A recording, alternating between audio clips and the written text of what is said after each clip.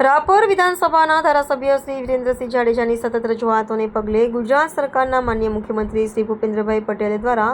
₹451 કરોડથી વધુના ખર્ચે ખડીર વિસ્તારમાં નર્મદાજીનું જીવદાયી પાણી પહોંચાડવા માટેની યોજનાને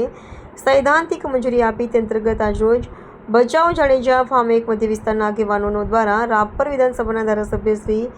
વિરેન્દ્રસિંહજી જાડેજાનો વિશેષ આભાર માનવામાં આવ્યો. આ પ્રસંગે બચાવ તાલુકા ભાજપ પ્રમુખ શ્રી વાઘજીભાઈ આહિર, તાલુકા પંચાયત પ્રમુખ શ્રી પરબતભાઈ આહિર, જિલ્લા પંચાયત ચેરમેન શ્રી રૂપેશભાઈ આહિર, બચાવ એપીએમસી ચેરમેન શ્રી વાઘુભાઈ જાડેજા, તાલુકા પંચાયત સદસ્ય શ્રી અમીરાભાઈ આહિર, તાલુકા પંચાયત પૂર્વ પ્રમુખ શ્રી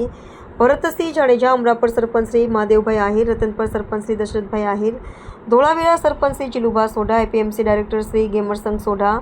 ઉપસરપંચમાં પણ બહાદુરસિંહ સોઢા, ઉપસરપંચ અમરાપર રજનભાઈ કોળી, ઉપસરપંચ ધોળાવીરા મંજીભાઈ કોળી, સામાજિક અગ્રણી ધોળાવીરા અંબાભાઈ કોળી, હેમુભા જાડેજા, રતનપર અગ્રણી મોહનભાઈ આહિર, મોહનભાઈ વરચંદ, ખેમજીભાઈ પટેલ, અમરાપર અગ્રણી જયરામભાઈ આહિર, મોહનભાઈ માણવાર, કરશનભાઈ, વેરશીભાઈ, અમીરભાઈ, લાખાભાઈ, સામતભાઈ, ભારતભાઈ, નોતુખાન બલોચ, જીતુભા સોઢા, ગણેશ પર, સવાભાઈ આહિર, ગજડા, ભીખાભાઈ ભીલ સહિત રાજકીય અને સામાજિક આગેવાનો ઉપસ્થિત રહ્યા હતા.